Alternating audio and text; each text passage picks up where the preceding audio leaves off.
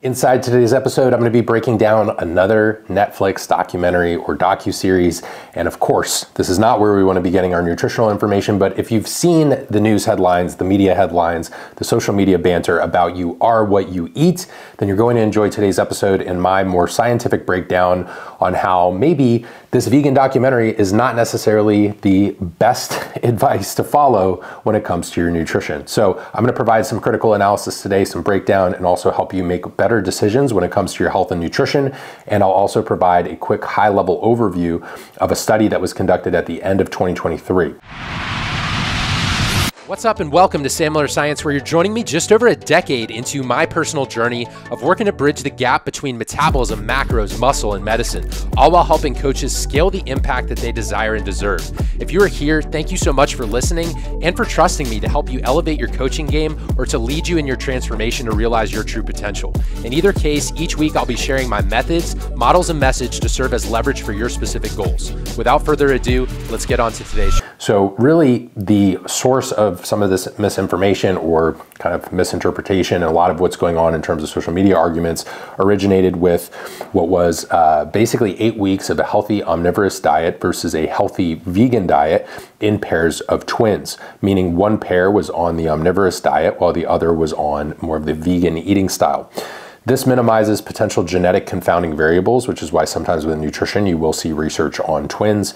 And the documentary series followed several pairs of twins through their 8-week journey. Now remember, 8 weeks is not a super long time from a nutrition and health intervention perspective.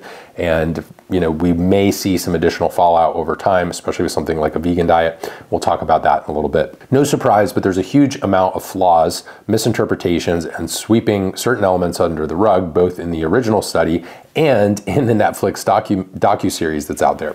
So let's get into it. So first, we have to consider funding. And anytime you have any sort of Netflix docuseries, we have to consider, is this an unbiased piece of media?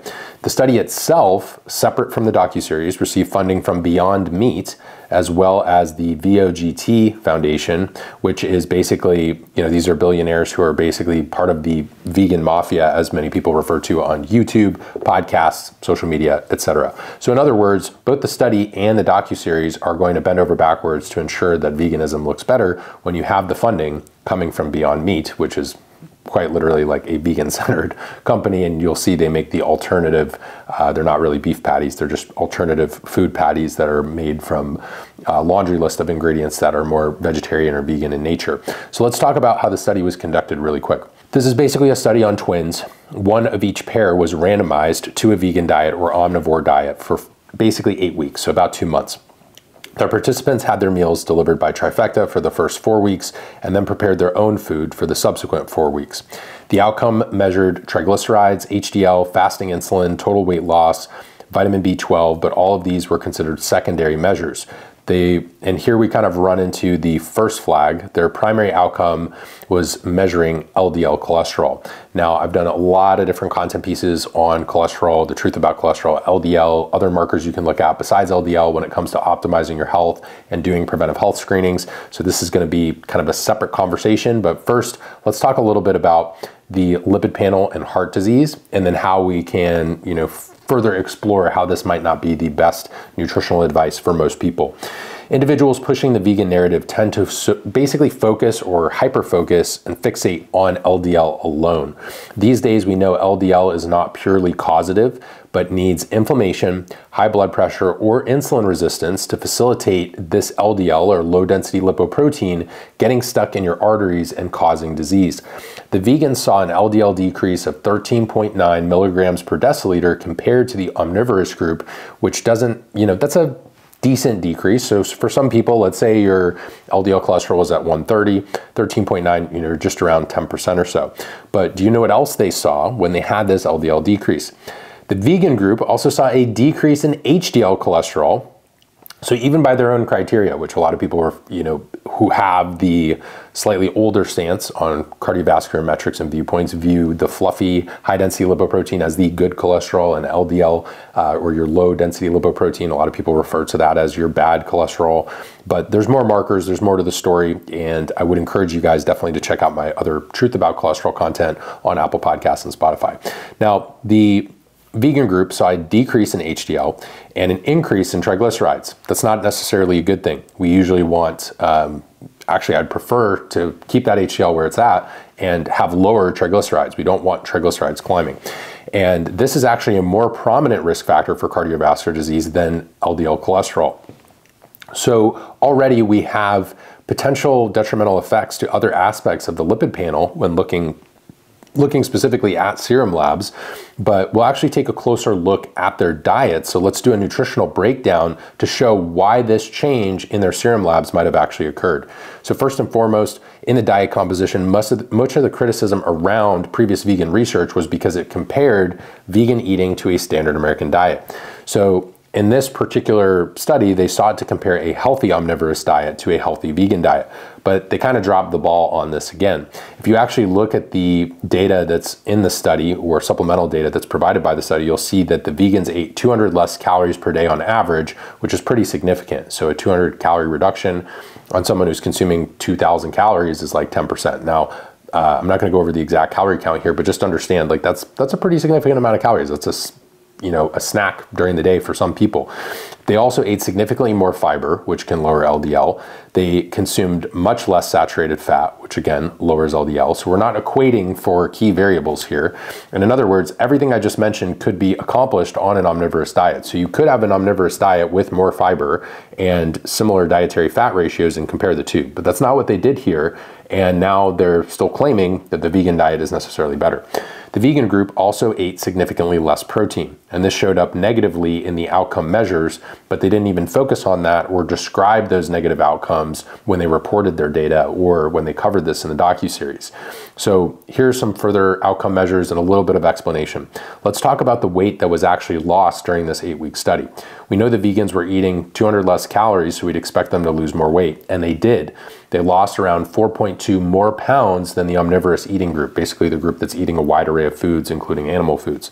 However, we don't necessarily care about the weight loss since we're more interested in fat loss and body composition metrics, none of which were reported in the study. So it's one thing to lose total scale weight, but we want to know how much body fat are we losing, what's going on in terms of serum labs.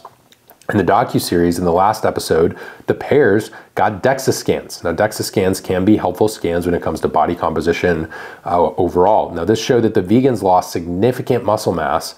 However, that was only mentioned in passing, pretty much swept under the rug and not included in the study, when muscle mass is actually a key when it comes to overall longevity, fighting frailty, being more resilient, and being able to age gracefully. We need some strength and muscle mass. It's a key factor there.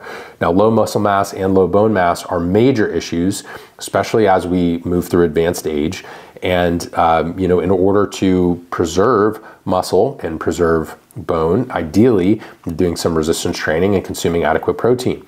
Low muscle mass raises the risk for type 2 diabetes, death from a fall, which is the leading cause of accidental death in older folks, is actually falling.